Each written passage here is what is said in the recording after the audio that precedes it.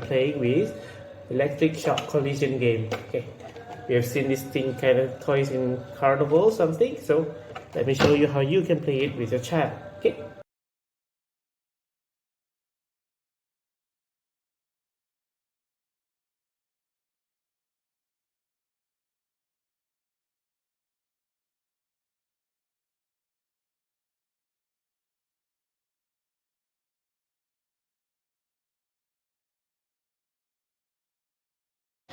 Hi there!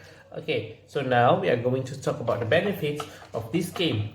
So, first and foremost, what are the benefits? The first benefit is that it increases your child concentration and focus.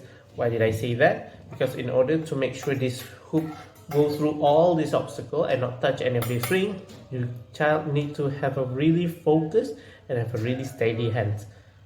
So, what are the next benefits? Well, the next benefit is they can learn the rules and the structure of the play of the game.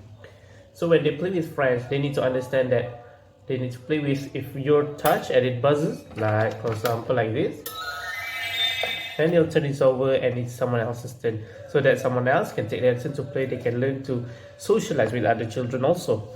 So that is all the benefits. Thank you.